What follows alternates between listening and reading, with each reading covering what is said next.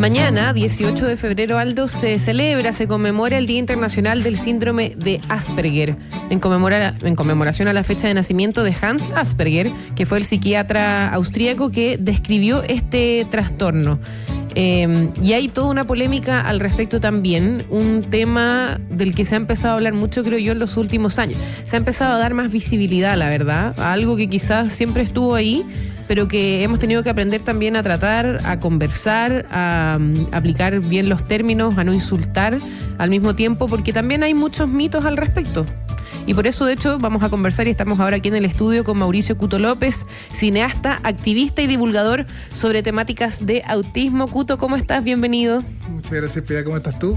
Muy bien. Aldo. ¿Cómo estás? Muy bien, muchas gracias. Se empezó a diagnosticar hace poco. Digamos que el señor Asperger vivió hace una chacalada de años, definió el síndrome, pero hace muy poco tiempo que ha comenzado a diagnosticarse el Asperger, ¿no? Sí. Para dar un poco de contexto, el autismo... Que ni siquiera se llama Asperger a esta altura, no. Digámoslo, ¿no? Se llama trastorno del espectro autista. Exactamente. Es que antes del 2013, se pensaba que eran los trastornos del espectro autista. Y dentro de esos trastornos se ubicaban un montón de subdiagnósticos que era básicamente el síndrome de Asperger, el trastorno desintegrativo infantil, el trastorno generalizado del desarrollo, entre otros, síndrome de Heller, etcétera.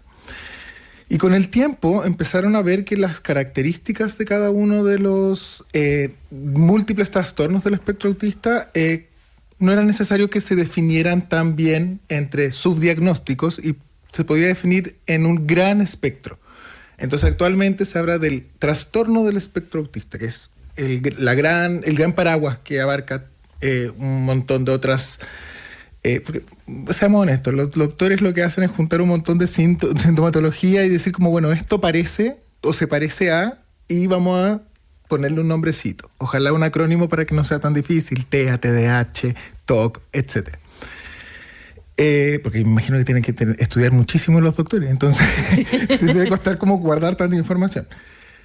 Y el 2013, con la salida del DSM-5, se dejó de hablar de los trastornos del espectro autista. Entonces, el síndrome de Asperger se fue del DSM-5, que es el manual estadístico de enfermedades mentales. Hay varias razones por las que se cree que el Asperger salió de ahí. Una de ellas es por este cambio paradigmático de creer que ya no son un montón de trastornos, sino que un gran espectro. Y la otra es que se descubrió hace relativamente poco que Hans Asperger era colaborador del régimen nazi y fue... Tu cara lo dice todo, claro. Exactamente, fue colaborador del régimen nazi y que estuvo a cargo de la higiene, lo que se llama la higiene racial y funcional del régimen.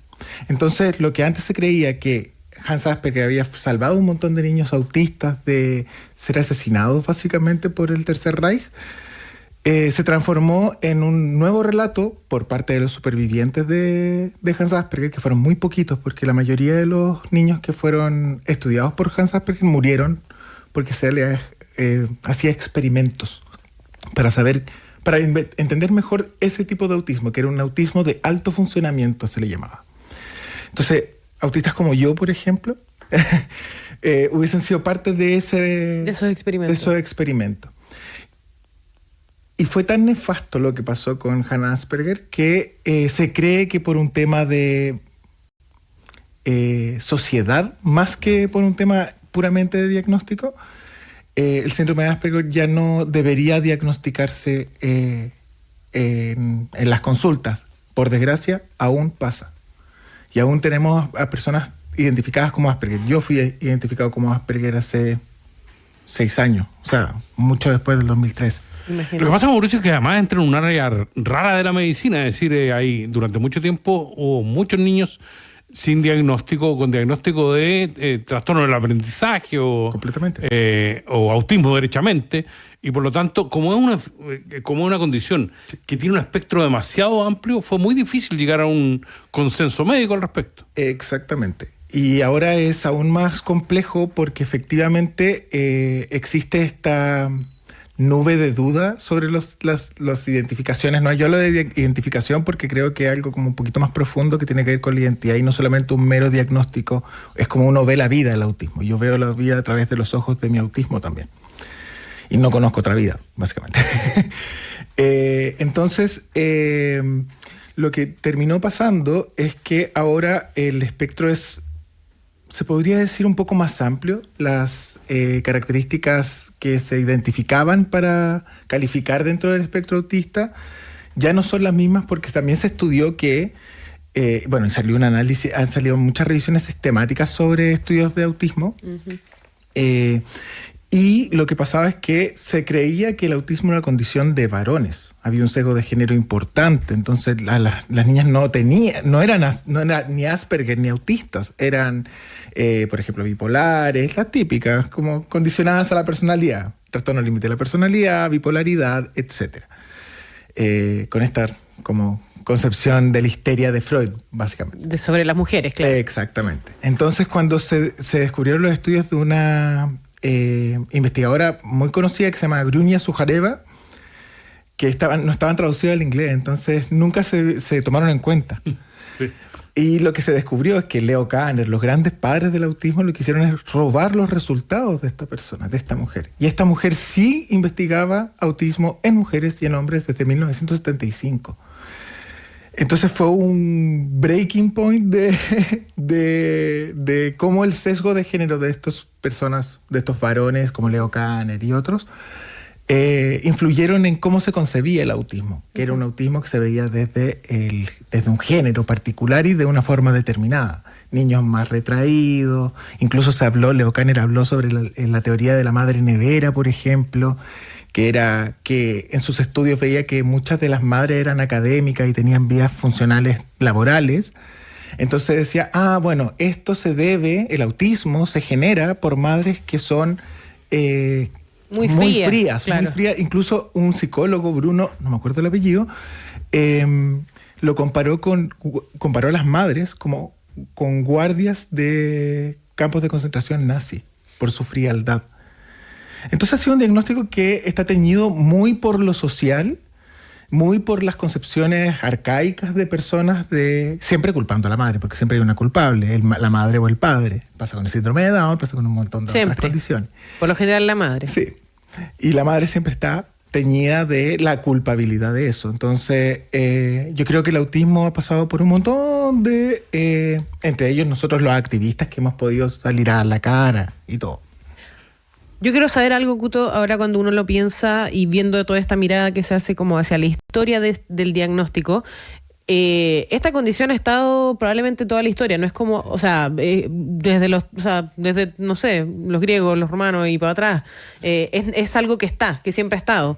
Pero se empezó a estudiar o a tratar hace poco, más que tratar en realidad me refiero a estudiarlo, a tratar de entenderlo, a tratar de diagnosticarlo de alguna forma, pero ¿qué es lo correcto hoy en día? Porque hay ¿cuáles son los términos correctos? ¿Cuál es la terminología correcta? Y cuáles son también, por así decirlo, los tipos. ¿Está bien hablar de autista? ¿Ya no está bien hablar de él es Asperger? Eso ya no se usa. ¿O hay que decir, no, él es TEA? Porque se escuchan muchas cosas, que él es TEA, autista, que ella es Asperger, por ejemplo. Sí. ¿Qué es lo correcto? Mira, partamos por el tema de los estudios. Yo ahora en marzo inicio mi doctorado en psicología para hablar sobre temas de autismo y identidad de género, que se ha sabido se ha estudiado, que está muy ligado. Se estima que de 3 a cada 7 personas autistas son identificadas con una identidad de género disidente, o sea, trans, no binaria. Y no se sabe por qué, no se sabe cuál es la razón, no es que estén intrínsecamente o médicamente ligadas, es un tema social y también de cómo entendemos la sociedad. Y cuando estaba haciendo una revisión sistemática para poder saber de qué estoy hablando y saber lo que se ha estudiado, encontré 30 estudios, por ejemplo. Cuando una revisión sistemática debería tener 10.000, 5.000 estudios para uno poder hacer un tamizaje y llegar a esos 30, 40 estudios que se adaptan a tu metodología. Por una parte eso. Lo segundo, en tema de nomenclatura, yo creo que cada uno tiene que respetar cómo se quiera identificar cada persona. Entonces, si me preguntas cuál es la forma correcta, es preguntar. Uh-huh. ¿Cómo te gusta que te llamen? Autista, Asperger, TEA. Sí hay en el colectivo de autistas adultos, por así decirlo, una suerte de quórum, por así decirlo, no me sale la palabra, de hablar de autista. O sea, el autismo no es una mala palabra, como discapacidad tampoco es una mala palabra. Es decir, persona con discapacidad está bien, no pasa nada, no nos vamos a morir, no nos estamos ofendiendo. Y decir persona autista o Mauricio es autista, por ejemplo, tampoco es una forma de ofensa. Yo vivo mi identificación con orgullo, yo soy activista en el tema, soy académico en el tema también, y no pasa nada. Pero también hay que respetar a personas que sí puedan sentir la identificación como una ofensa, y es por la carga también educacional que tuvieron. Yo me acuerdo que el año pasado estuve en un congreso y una mamá autista me presentó a su hija de 11 años autista. O sea, ella también es como yo, y la hija tuvo una reacción súper fuerte, como, yo no soy eso, te he dicho 1000 veces, no digas esa palabra. Estaba con mucha rabia. Y ahí lo que yo atiné a hacer es decirle como, bueno, tranquila, no pasa nada. En el congreso tú estás para entender mejor a tu mamá. Entonces tal vez eso te haga en algún punto sentido, porque tu mamá tiene ciertas actitudes, ciertas... de repente hay días que no le gusta que la toques porque está más sensible, por ejemplo, y no quiere decir que no te quiera, sino que es simplemente un día sensorialmente difícil para ella. Uh-huh. Y te va a ayudar mucho a entender eso. Si el día de mañana, con toda la información que tú recabes de tu mamá, te hace sentido esa etiqueta para ti, está todo bien. Puedes identificarte con esa etiqueta. Si no, también está todo bien, no pasa nada. No tenemos por qué ser todos activistas, no tenemos por qué todos identificarnos orgullosamente con la etiqueta del autismo. Sí, lo que pasa es que ahí se produjo un efecto bien extraño, porque hasta hace 15 años nadie era ni autista ni Asperger, y hoy día todo el mundo es, o sea, bien Asperger. Si no miráis a los ojos, Asperger. Si te frotas las manos, si te frotas los muslos con las manos abiertas, autista. Entonces, pasó todo el mundo a tener etiqueta, ¿no? Sí. A mí lo que me pasa es que siento que hay que hacer una distinción bastante amplia. Yo tengo, la Piedad conoce un poco mi historia. Yo no hablé hasta los 7 años. O sea, yo fui una niñez autista con muchas necesidades de apoyo. Controlé esfínter tarde, comencé a la deglución de forma tardía también. O sea, si ustedes me hubieran visto a los 7 años, yo probablemente era lo que se conoce hoy como TEA3. Y si ustedes me ven actualmente, soy un TEA1, por así decirlo. Que esas etiquetas se basan en esa funcionalidad. Es como, ¿puedo hablar? Puedo hablar. ¿Puedo hablar bien? Sí. No, 2. TEA2. Y así. Entonces, siempre se van... Que tiene que ver con la funcionalidad de distintas cosas, no solo del habla, sino que de... Yo diría que productividad. De productividad. Y también de sociabilizar, por ejemplo. Exactamente. Ya. Sí. Y lo que pasa es que hay una confusión entre hacer aplicar un instrumento de perfil sensorial. Todas las personas somos sensibles a ciertas cosas. No tenemos por qué ser neurodivergentes o neurotípicas. Las personas neurotípicas tienen sensibilidad, por ejemplo, a los ruidos, a las luces. Dependiendo de cada persona. Exactamente, y eso no las hace particularmente autistas. ¿Puede haber un sobrediagnóstico de autismo? Yo eso no lo puedo saber a ciencia cierta, no te lo puedo decir con evidencia actualmente, porque no existe esa evidencia. Pero sí lo que existe es saber cómo los profesionales están capacitándose a la hora de hacer evaluaciones de autismo. Y también qué otras identificaciones están quedando tapadas por esas identificaciones de autismo. A mí me ha pasado, por ejemplo, que veo a personas autistas que empiezan a hablar y evidentemente están cursando una depresión fuerte. Entonces, claro, ellos creen que la identificación de autista es lo que va a solucionar sus vidas, y cuando la encuentran no es esa poción mágica que le ayuda como a sanarse. Y ahí es donde los profesionales, yo creo, tienen que hacer la diferenciación y el diagnóstico diferencial también. Por eso es tan importante que con las tasas que tenemos de autismo en Chile, que es una de las más altas en el mundo, o sea, en el 2023 pasamos de... subimos, en porcentaje lo voy a decir, subimos en un 1000% la matrícula a pie de alumnos autistas. O sea, es muchísimo, del 2015 al 2023. ¿Y eso nos lleva al tema fundamental? Es decir, ¿están preparados los colegios y los profesores para el tema? Absolutamente no. y no está preparado actualmente. O sea, yo me acuerdo que hice unas capacitaciones para Integra, que es la fundación de gobierno que es de jardines infantiles, y me acuerdo que tuvimos que ir a Antofagasta. Y en Antofagasta hay sectores muy rurales cerca de Argentina, donde los profesionales de inclusión son itinerantes. O sea, ni siquiera es como que están en el colegio, van rotando en los colegios de la región. Y se me acercó una chica, una educadora, abrumadísima. Me decía, de 24 alumnos tengo 21 alumnos con necesidades específicas de aprendizaje. O necesidades específicas autistas, TDAH, etc. Y no sé qué hacer. Y hablamos con la directora, bueno, te pongo un asistente más de aula. Y decía, como, no es suficiente. Yo necesito 4 profesoras más, 4 educadoras más, 4 asistentes. Entonces, claro, también el sistema educacional chileno tiene un sesgo donde los particulares pueden elegir a los alumnos y los demás tienen que educarse, porque es parte de la normativa que los niños tienen que educarse. Derecho. ¿Y dónde quedan esos niños? En el sector público. Entonces tienen una demanda tan alta, y es por la selectividad también de colegios particulares versus colegios públicos que no pueden decir que no. Claro, el colegio público tiene que aceptar a los niños independiente de sus, por así decirlo, condiciones. Desafíos, como queramos decirlo. Claro. Y eso es complicado también. Estamos conversando con Mauricio Cuto López, cineasta, activista y divulgador sobre temáticas de autismo. Cuéntanos también un poco para las personas que se están recién familiarizando con el concepto, con el tema, con el diagnóstico, quizás algún papá o mamá que nos está escuchando o alguna persona también que quizás... también se puede diagnosticar a avanzada edad, ¿cierto? No es necesario que sean solo niños, sino que uno puede pensar, oye, me pasa esto, me siento así.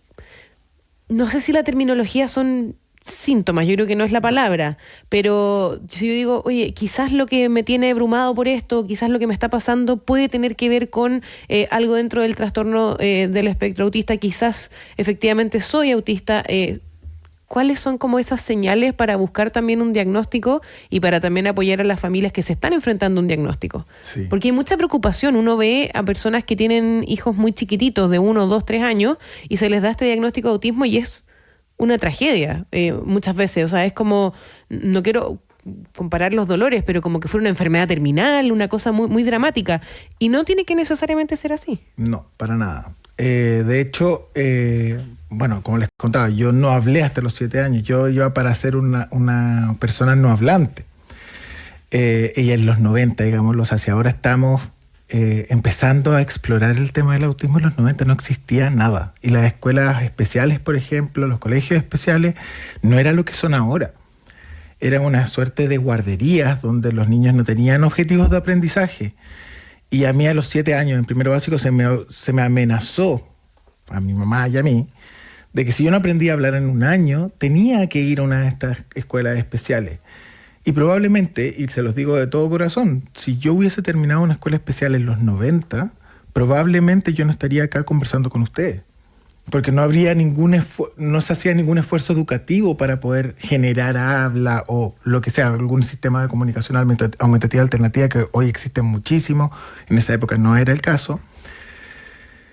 Entonces, cuando yo me enfrento a papás, lo primero que digo es, yo no quiero que ustedes piensen que yo soy la historia de su hijo, que su hijo va a lograr lo que yo logré, como estudiar un doctorado, hacer estudio de posgrado, porque sabemos que las personas con discapacidad tienen una tasa de escolaridad mucho menor a las personas sin discapacidad, y para qué decir los estudios de posgrado.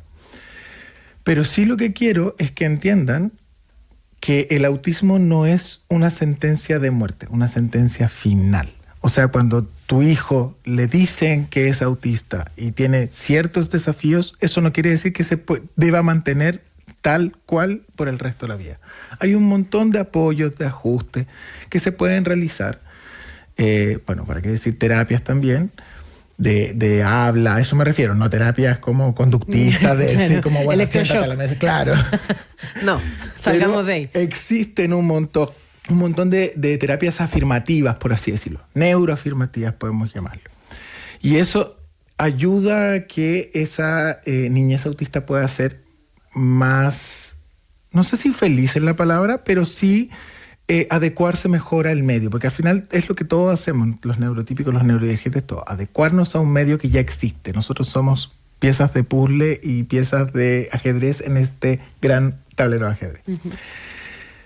En cuanto a la identificación tardía, que es la que yo recibí, imagínense, yo hasta los 7 años no hablaba, era como el checklist del autismo, y aún así, porque yo no presentaba discapacidad intelectual, los doctores pensaban, porque en esa época se pensaba que el autismo venía con discapacidad intelectual en un 70% del tiempo.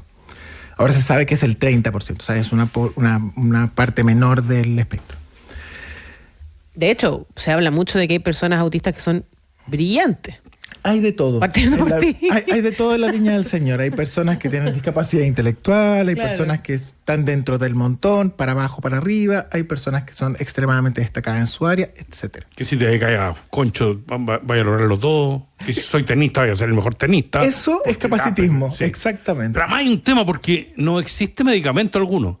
No. Hay inhibidores, hay estimuladores, hay supresores. Han inventado todo y no existe el medicamento en contra de... Es que por lo mismo, no es una enfermedad. Es una condición de vida, por así decirlo, y es un estilo cognitivo distinto, un estilo de aprendizaje distinto, un estilo de socialización distinto.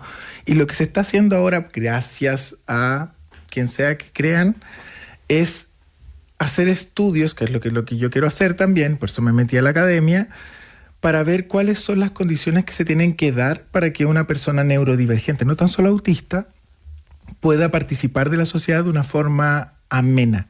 Y esos cambios, que es la accesibilidad universal, se llama universal porque son cambios que le van a ayudar a toda la población, no tan solo a la población autista.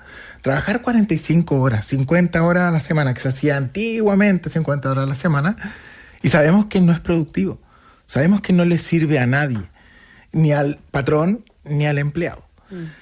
Sabemos que hay una cantidad de horas semanales que se debería trabajar, que ahora se está bajando paulatinamente a las 40 horas. Hay situaciones laborales que son estresantes, por ejemplo, los gritos, el exceso de luces, el exceso de ruido.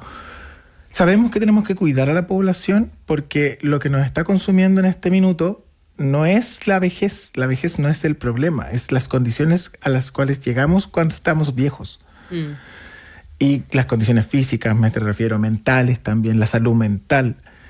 Eso es lo que tenemos que ver, y eso yo creo que es una necesidad de la población general. Se está haciendo a través de las personas neurodivergentes porque son personas que necesitan mayores apoyos, sí. Pero cuando hablamos de estudios de neurodivergencia, de discapacidad, deberían ser estudios de interés nacional.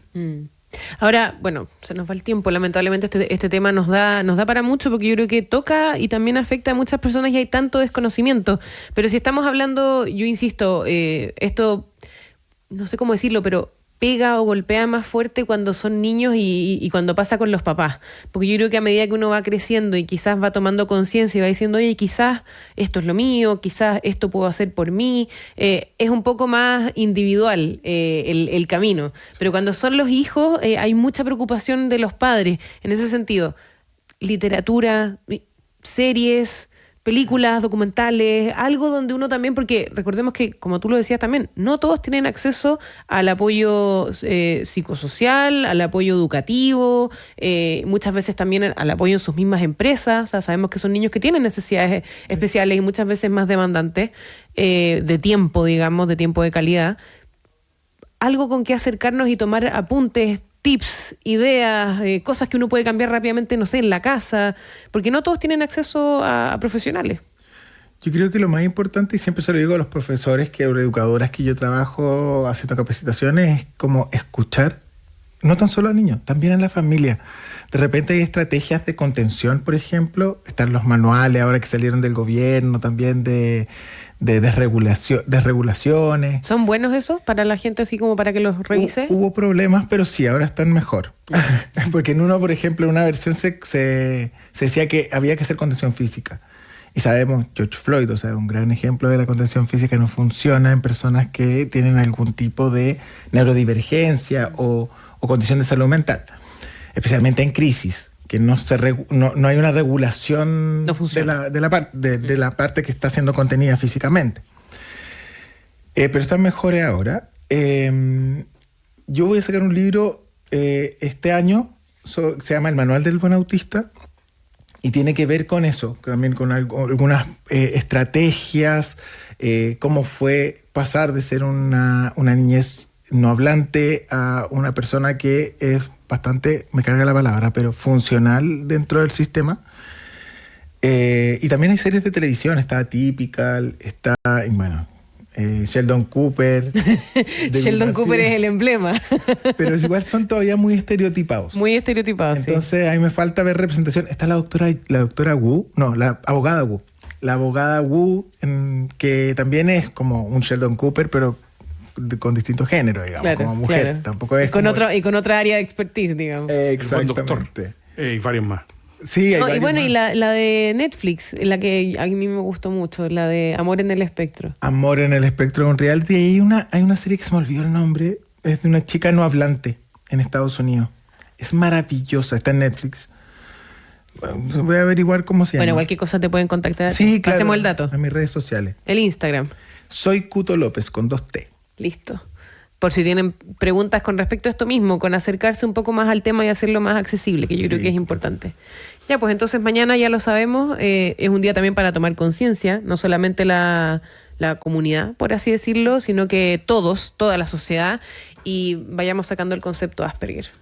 Ojalá que sí, si hay personas, o sea, yo digo, saquémoslo de la identificación de los doctores, de la médicos. narrativa. Saquémoslo de los médicos, porque los médicos no pueden, después de casi 10 años, o sea, más de 10 años, dar un diagnóstico que no está, o sea, en otras condiciones no se aceptaría. Claro. Es como si te dijeran un diagnóstico que no existe hace 10 años. Entonces, de ellos sí hay que sacarlo. Uh-huh. Si hay personas que todavía quieren identificarse como Asperger, bienvenidos sean, pero ya les conté la historia, ahí tienen que ver si es que cada con uno esa verá. historia quieren o no. Mauricio Cuto López, cineasta, activista y divulgador sobre temáticas de autismo, muchas gracias por haber estado con nosotros hoy día aquí en País ADN. Que esté muy bien.